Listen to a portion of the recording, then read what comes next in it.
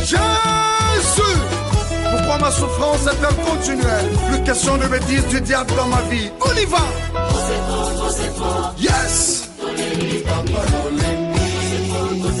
Come on!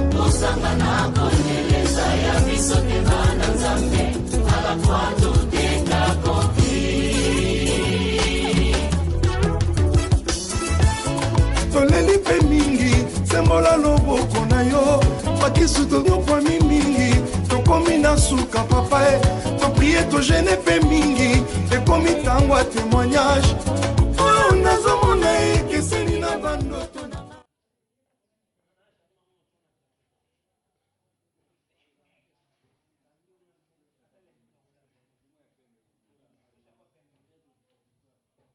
Désormais, pour recouvrer notre liberté, nous devons compter sur nos propres moyens et sur la force.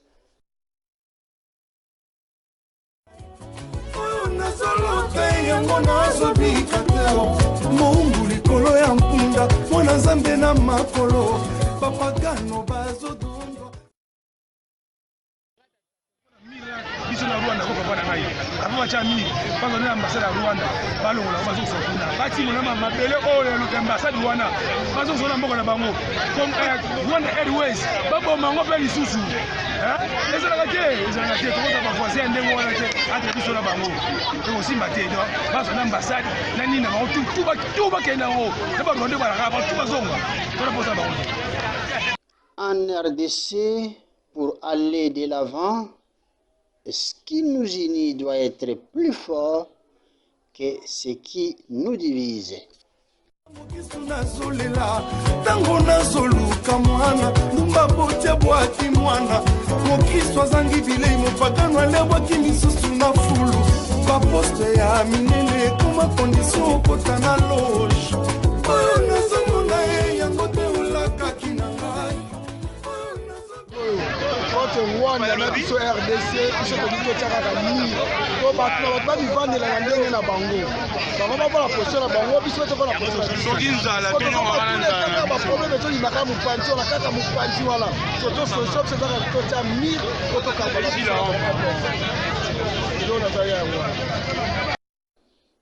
Chaque citoyen congolais doit engager la lutte pour recouvrer ses valeurs de liberté.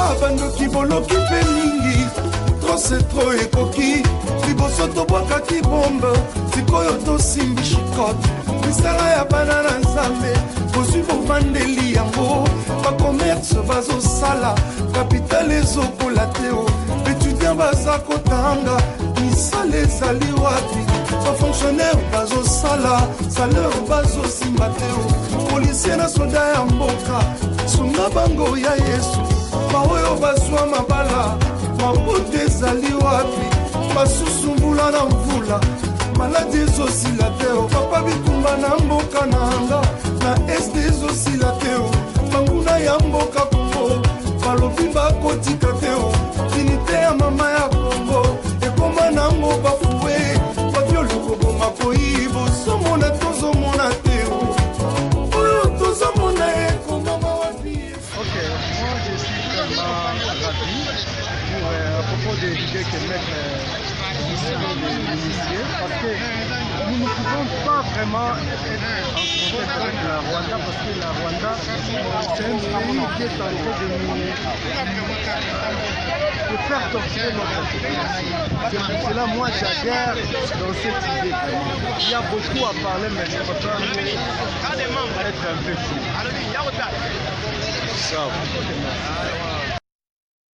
Personne, ni aucun groupe d'individus ne peut contenir les aspirations du peuple congolais vers la liberté et la démocratie. Toute tentative voulant prendre en captivité le peuple congolais est vouée à l'échec, car les Congolais sont dans un état d'esprit très combatif. Ils n'ont pas même province à Bakongo. Ils ont quelques ndako. Comprenez comment Rwanda va produire un flair. Mais l'équipe qui sont en richesse, l'équipe qui sont en bongo, coltan, cuivre et diamant. Va produire un au moins tant de sénateur nangawa. Ngali na Mirwana soba masoba zate ngam na ko bada ko tonga. Hein? Je bisa président bongo. Parce que papa moko na njili kuna lobby. Soki moko to côté pour passer au ciment, to tia. Na ba de fer. Na ba maso to futa bango. Mirwana e sala madali media. Bako sa na ko te ba to papa bako sa na biso ta.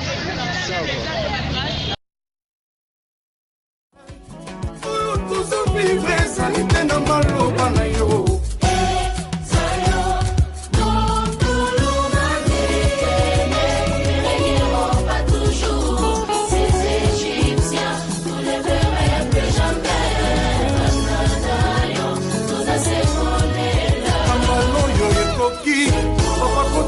Kambango nayoki kanda emati aekanda molimo papa tosi tolembi ololoba liloba suka wana mbula tokufelaka kaka na famille nasona tebete boma papa lelo ekomi olanda ngai. Personne ni aucune autre force ne peut résister contre la volonté de Dieu qui déploie déjà ses effets en faveur de notre peuple et de notre pays. Tenons bon, le meilleur est à venir. Seigneur, je t'en prie encore une fois, prends-moi le fouet. Fouette-moi tous les sorciers qui envoûtent ma famille. Chicote-moi tous les sorciers qui envoûtent mon pays. Ils sont cultistes, magiciens, tous les gens et les grossesses. Fire!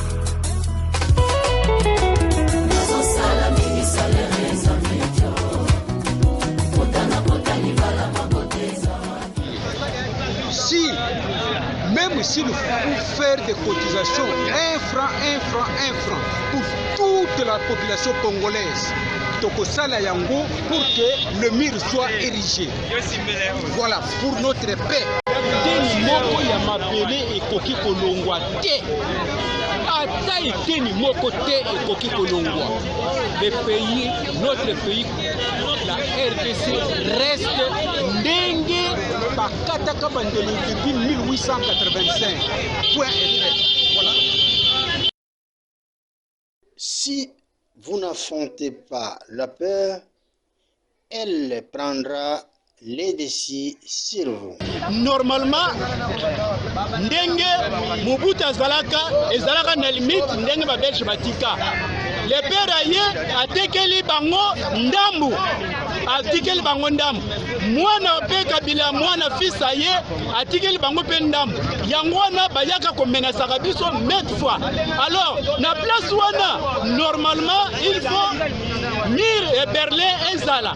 Donc bona bakota resute. Et loko nde esengeli pona biso bana Congo nde yango wana. Mir ezala be. Ah, yambalo yo c'est fini. Papa kotali kamoyo. Wana kula Kabila pe azoya. Kwa ça mais abima ba bien so prier pa nous prier pour 1 mois pour to prier pour na mboka. Wana moi siko vila Kinshasa siko ya nta château mon ba bien nga château fort. Na pepe nango ya limai na kati yango siko château an siko bien nga bien Kinshasa ngwa bi tout matin ndenge nini. Na kati ya vila Kinshasa yo komati. Par après non na siko carte ya Congo, carte pendant de jouer carte ya siko ya Congo comme tel. Ba te siko 1000. Mais na l'époque on siko yo ba 1000 aki partout mais sauf quand on a ndenge za bitu ndenge za siko. Wana ne ba ni les arabes. Mais avec non, il faut watcher 1000 à Congo. Il faut watcher 1000 mobimba. Parce que 1000 mobimba ba barbelé nango et les colons à 1000 na frontière sur le Congo.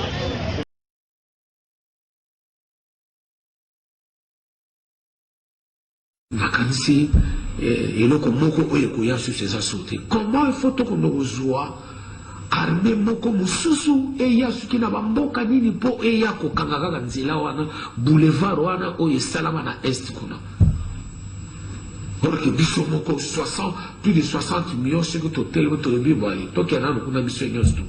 Est-ce que bango wana mwa mboka moke Rwanda ko ya okota limité.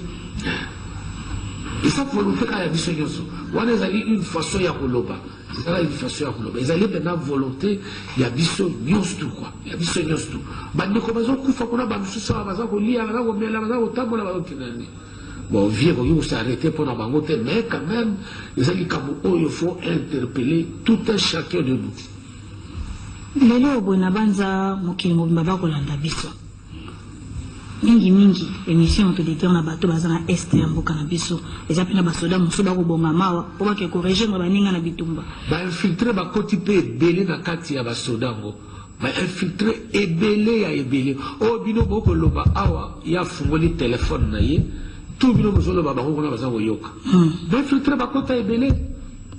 Mais les loups, tout le monde a infiltré parce que na banza ceux qui osent déjà que na ko ba souffler que ça ben infiltré baza kati wana c'est que bango pe kuna likolo ba yebi que ben infiltré bazali donc ko ba ye ba longola biso na bango baza osala la sourde oreille parce que les politico il y a des bases dans sourde oreille pour les comptes na ba négociation.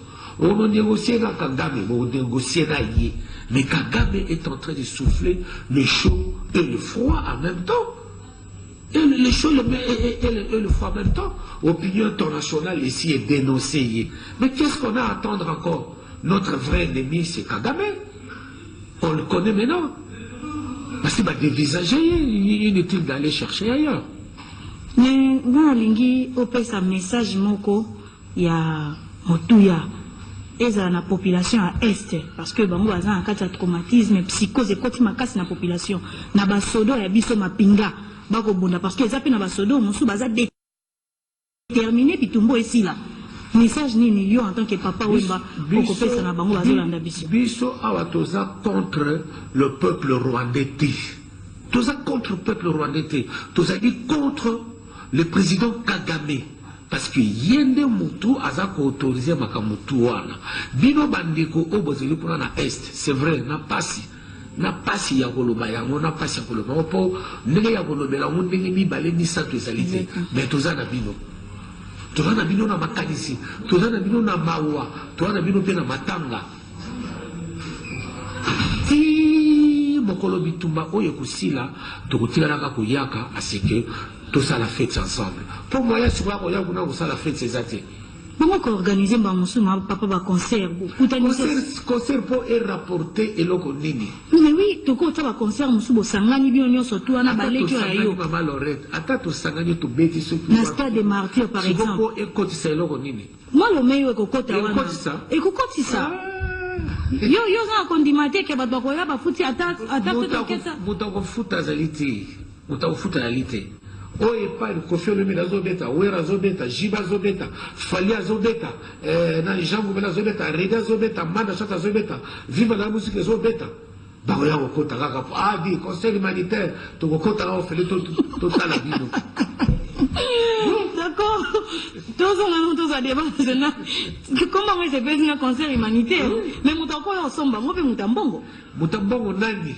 Oyo pendalo bakengo no ngambongo langa natango na kutu na ki oyo papa Didi Kinwa na aya $100,000 oui zele kende na yo nanga ou alors to passer l'étape moko très forte biso nyonso awa bala sa biso Sokoto basi biso mando ki to kende ulo 60 millions, plus de 60 millions autres ali awa.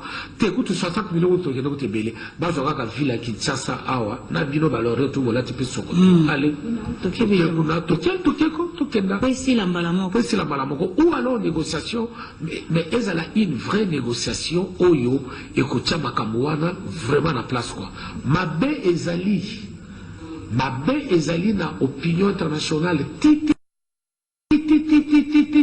yoka likamuna yina loba sikoyo ti République de Tanganyika ekoya kosalamaka un jour pona bato bavandaka na mwa kwe wana boyoka ni malamu zalite